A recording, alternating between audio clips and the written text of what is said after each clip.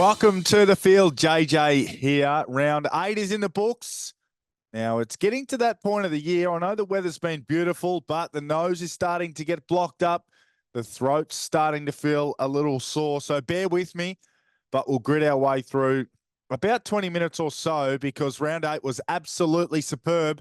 And grit was not only the name of the game for me today, it was the name of the game for the Brisbane Lions. I'm going to talk about the Pies and the Blues and that epic. And then 24 hours later, the game that wasn't probably as epic, but it was equally hotly contested, the D's and the Cats, who went at it in a low-scoring point fest. But the game that finished off round 8 was a Q clash. I think it was a 20-second Q clash, and it was a familiar story. The Lions dominant, and the Suns were basically or borderline woeful. You know the backstory to it, of course. The Lions had two suspected, probably likely ACLs by the time you're watching this, McCarthy and Gardner, and we wish those boys well. They had a concussion, and they had an injury go down in the warm-up. Brandon Starcevic popped a calf in the warm-up. So they had players coming in who had already played VFL footy that day, played quarters 5, 6, 7, and 8, if you don't mind, for the day on the back of a big feed of Maccas and a pair of boots that were too small for the young man. But I think when you're looking at a game of footy, and we always want to assess a game of footy and the outcome of a game of footy, was it about the winner or was it about the loser? I think almost always it's about both, right?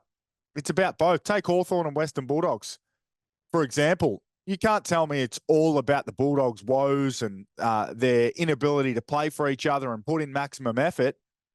It's somewhat about that, but it's also about the Hawks, the emerging Hawks, the guys who put in the effort that the Dogs guys didn't, the guys who played together. James Sicily popping a shoulder, going forward, kicking what was close enough to the match-winning goal. It was about that stuff as well. It's always a balance. And that's what I think the Q clash was. So Brisbane had every reason to roll over. They were down 3.5 players. They were playing in that southeastern Queensland humidity, and it was a slippery, taxing game. Now, I know they're used to it, but it's still difficult to deal with, particularly when you've got that mental load of, well, I can't come off for a rest, so how hard can I go here? Can I run up the ground in defense and then charge back to goal? Because if I do, I'm going to be cooked. And normally I just go off the ground, but I can't go off the ground because 3 of my teammates have gone down for the game. So the tenacity and the grit, and I think Josh Dunkley was the one, who led the way. He just refused to give an inch. He was incredibly good against Rowell and Miller and Anderson and Flanders. Those guys looked off the pace. They look like the Suns of yesteryear. Now, we're expecting more from the Suns, and it's also about the Suns. So the Lions, superb. Some have said it's the best win they've had in their past 4 or 5 years since they've been contending for grand finals and premierships. It was certainly good. And Dane Zorko, shout out, almost 38 kicks or something crazy for that man. He had more kicks than he's had birthdays, and he's had 35 birthdays. So that's a fine, fine job. I think he won the Ashcroft medal as well. But the Suns, did we think they were past this type of performance? What it was really, really poor. And to be frank, I watched this whole game, and Dwayne Russell on Fox Footy was doing a great job of trying to, just let people know who might have been casually tuning in and out that the Lions were wounded. The Lions were going to be vulnerable. And the Suns had to make a charge. They had to try and stare them down and say, this game's going to be frenetic, it's going to be fast, and we're coming at you. Because eventually you'll give in to fatigue, because that's what people and that's what athletes do. But the Suns just did not take the game to Brisbane. They'll be so disappointed in their efforts. They'll be so disappointed in the way they did not attack the game. And it wasn't until very, very late when Rory Atkins and a few guys from down back started to get the ball in motion. They actually looked a little bit dangerous. But the Q clash, amazing from Brisbane. And I'll tell you what, very, very poor from the Suns. We know they're good at home, but still even only as close as an hour up the freeway or down the freeway, whichever way it is from Brisbane or from the Gold Coast to Brisbane, poor. So that was a Q clash. Now back to almost the start of round 8. We know the showdown got things underway and the Crows got the third consecutive win in showdowns. Port have got some thinking to do. And we'll get to Connor Rozee in a moment. But the Pies and the Blues, what an epic it was. Finished off in style by Nick Dacos. You know, a lot of people have said, you know, what is Sam Walsh doing? These things happen. And everyone who has played any level of footy knows how quickly something can happen. You watch the ball and the next thing, he's gone. You look at your teammate and then the ball's coming. Like, everyone knows whether you've played AFL, state league footy, local footy, junior footy, any kind of sport, it happens just bang, like that. It happens and it's gone. And when you got someone like Nick Dacos, that is all it takes. And he took it. And it was an epic finish. And again, based on the result, based on the outcome of the game, Collingwood are back.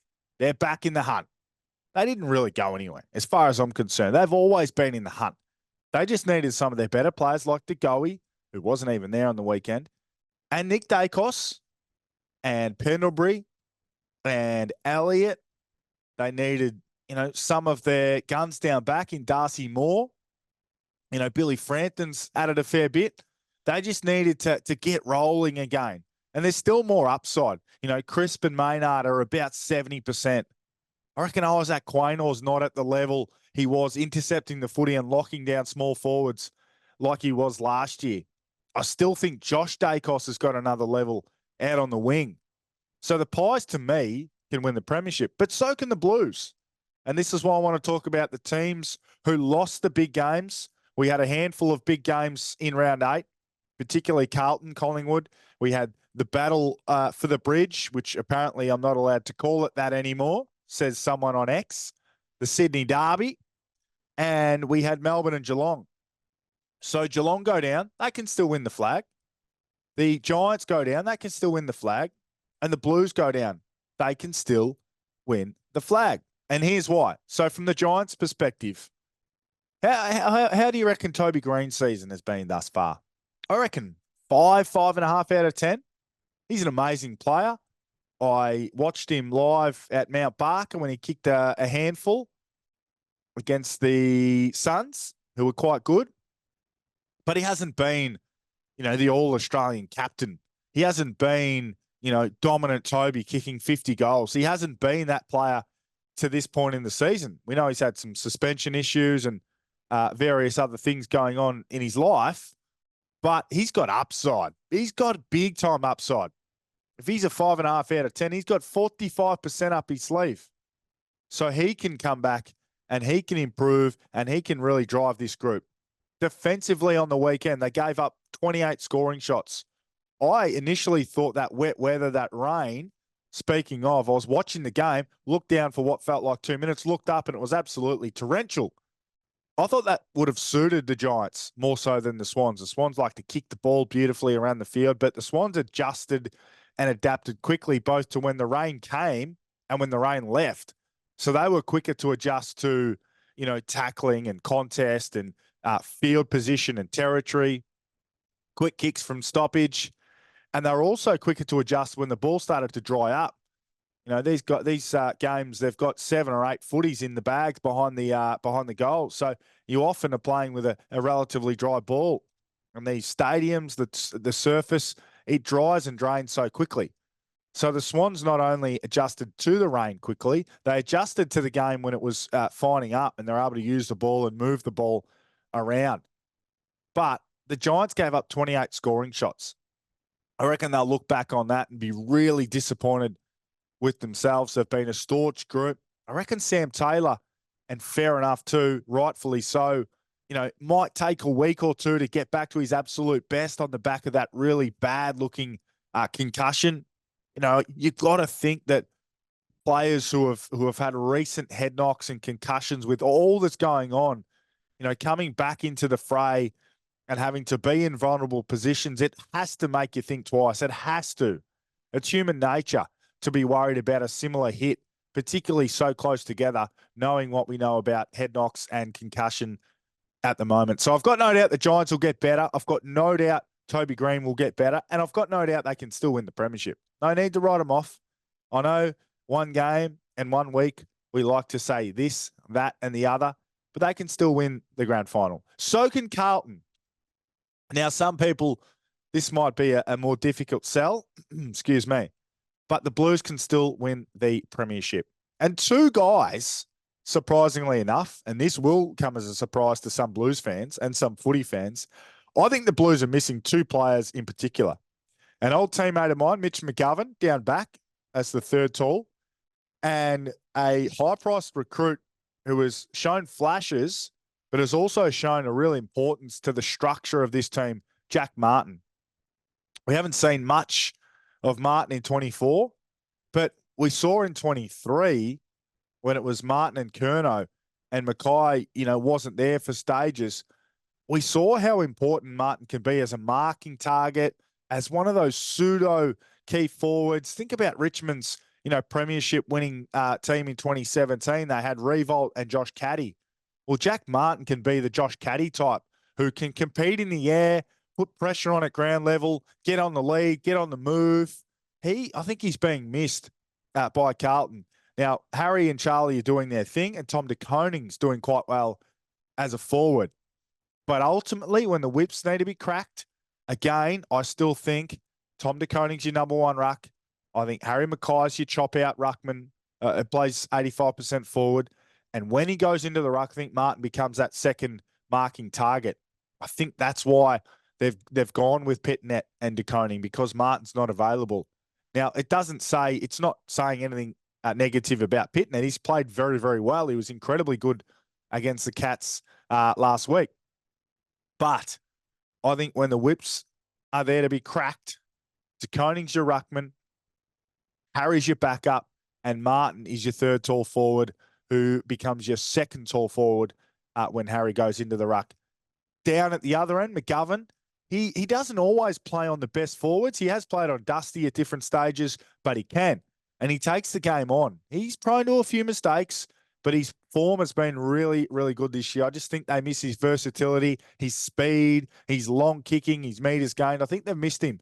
So McGovern and Martin are the guys the Blues need to get back, and they just need to keep rolling and evolving as the season goes. They can win the Premiership, make no mistake about it, as can the Cats. Now, they get beaten by Melbourne, and this might be a situation where the Cats say internally, they'd never say it externally, we feel like we beat ourselves. Credit to the Ds, who kicked 5 goals 14 in the first 3 quarters and then went on to kick 5 goals straight in the last quarter. And as I said on the 7 AFL socials this week, good kicking has always been good football. The Ds left the door ajar.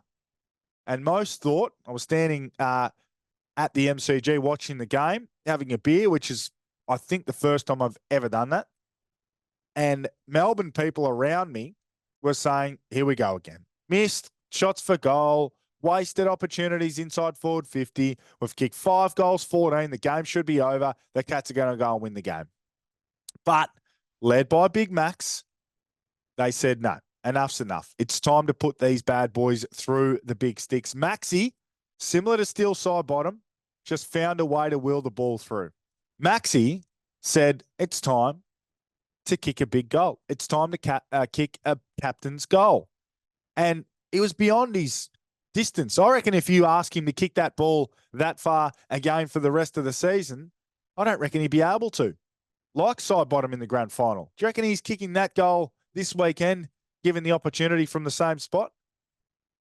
Toby Green and James Hird, two of the greatest willers of the ball, just able to get the ball where it needs to go. Doesn't have to be pretty.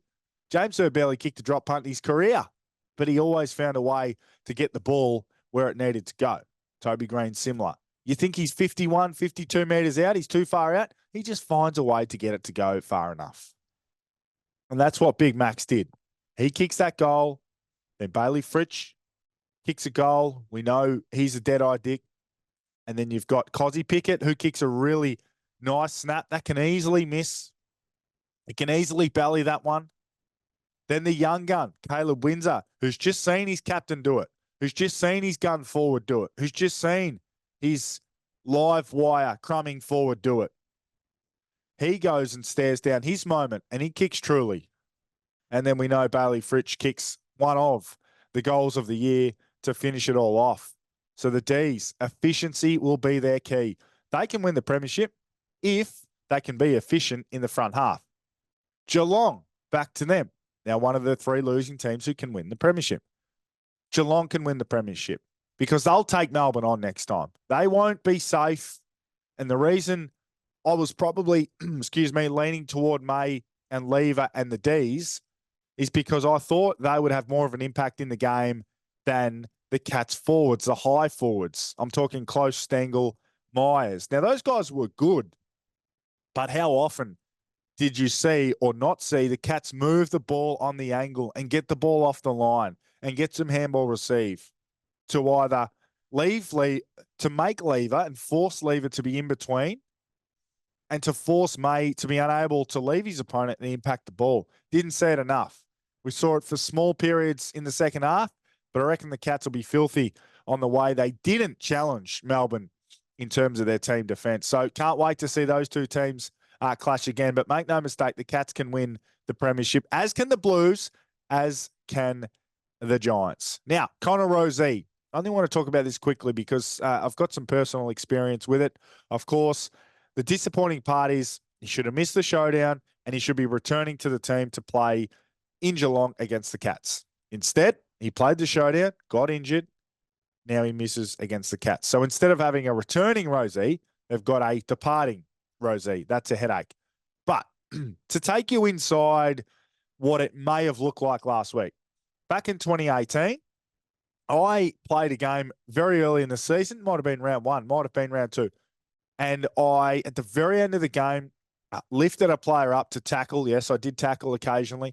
And felt a little twinge, just a little one in the hamstring, down low, just above the knee on the inside of the hamstring. I thought, that doesn't feel great. So you get it assessed, you go and get the scans, and by Monday night, the doctor's ringing up saying, you've got a little nick in your hamstring. It's not in a dangerous area, but it's probably a 7-day hamstring. So it's not, in the belly of your hamstring, 21 days, the old school type, but you need to still respect it. And you don't need to make that little strain a tear. So, damn, I'm out. What I did is I followed, all the protocols in terms of hot and cold water, physio, doctors, that anti-inflammatory stuff that you can use, any of that stuff. Did some cryotherapy. And after probably 2 hours of physio a day for 5 days, I got to the point where I thought I could play the game. In fact, I couldn't feel the hamstring strain anymore. The only soreness I had was from the physios actually working and rubbing their fingers across the area and around the area. So I went to Sydney, did the captain's run, did some sprints and thought, I think I'm good to go. Played the game and was fine. Did not get injured, did not get re-injured, and have never had a hamstring before or after. Now, I wonder if that's a similar situation for Rozee, because there are certain specific situations where a muscle strain can be deemed not that dangerous. The other scenario that I wonder is whether he's getting an early onset of some tendinitis, something that a lot of players have and a lot of athletes have. You can have, elbow tendinitis. You can have patella in your knee tendinitis, which is something a lot of young people get. You can get some tendinitis in your Achilles, which is no good. I can tell you that firsthand. But you can also get some tendinitis in your hamstring, and it's right up high, and it feels like your hamstring's going to snap when you first start to feel it. But you eventually realize, okay, I can work my way through this. And tendons, stepping right out of my zone here as a non-doctor or a non-physio, tendons need the work. They need to be kept up to their work. I used to think, well, sore patella when I was playing basketball, just let me have 3 days off and I'll be back and I'll be fine.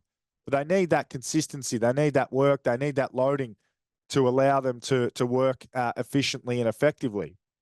So I wonder whether Rozee has the early onset of some tendinitis or maybe a little strain that was deemed not dangerous, because And the reason I'm looking for an answer and an excuse is because AFL clubs aren't in the business of taking risks. They'll take a risk on some sore ribs or an AC joint that needs a little bit of local anaesthetic to help you get through a game. But when it comes to soft tissues, and don't worry about it being your captain, any player, they don't take risks. If it's a grand final, you might take a risk, but you saw Geelong.